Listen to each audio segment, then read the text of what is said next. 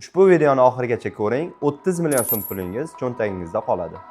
Ismim G'olibek, quyosh panellari sohasida 1 yillik tajribaga egaman. Premium Solardan sizlarga ajoyib taklif. Agarda siz 50 kilovatli fotoelektrik stansiyani xonadoningizga o'rnatmoqchi bo'lsangiz, nimalar kerak? Birinchi navbatda o'sha hamma maqtayotgan Jinko 620 vatli paneldan 81 dona bo'ladi. Buni narxi $5952 ga aylanadi.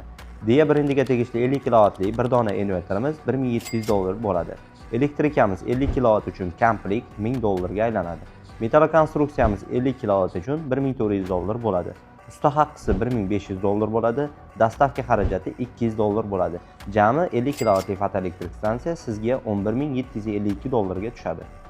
Bu hisoblab chiqilgan 50 kilovatli fotoelektrik stansiyani ko'chadan siz podключ oladigan bo'lsangiz, eng kamida sizga $15000 ga aylanadi.